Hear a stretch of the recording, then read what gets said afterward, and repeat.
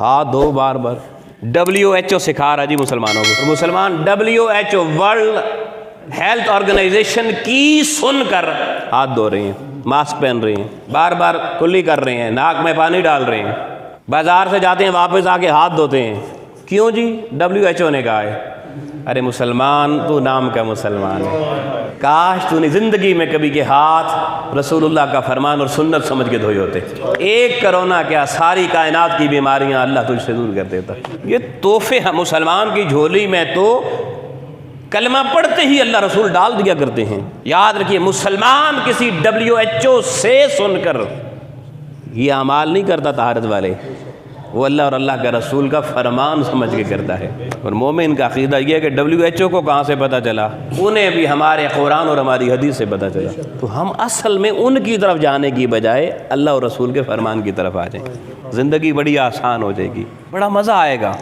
اور یہ جو آج ہمیں تصور دیا جا رہا ہے آئسولیشن کا، کہتے ہیں آئسولیشن میں چلے جاؤ، قرنطینہ میں چلے جاؤ۔ دوستان محترم، کبھی آپ نے محمد عربی صلی اللہ علیہ وسلم، میرے حسین کے بابا اور نانا، کبھی دیکھیں نا حیات مصطفیٰ کو، وہ حرا کی خلوت میں بیٹھ کے آئسولیٹ کیوں ہوتے تھے؟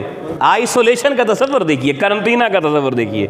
آج بھی تم حرا کی غار جیسا قرنطینہ نہیں بنا سکتے، مگر امام الانبیاء علیہ السلام تنہا اس غار حرا کی غار میں بیٹھ کر کیا کرتے تھے؟ حالت مراقبہ میں بیٹھتے تھے، مراقب ہو جاتے تھے۔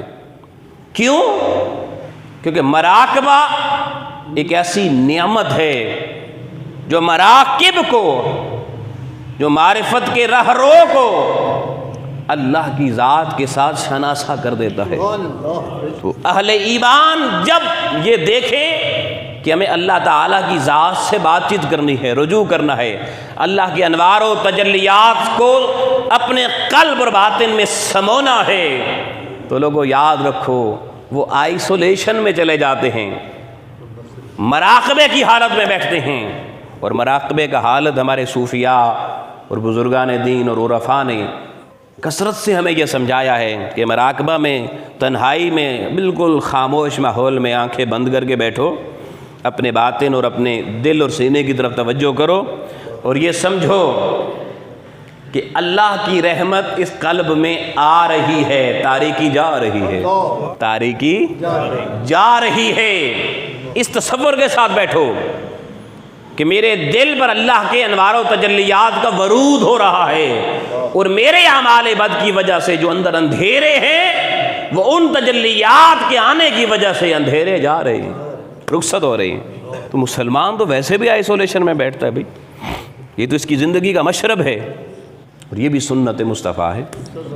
پھر بزرگان دین کی سنت ہے، بزرگوں کی چلہ گاہیں کیا تھیں؟ قرنطینہ سینٹر تھے۔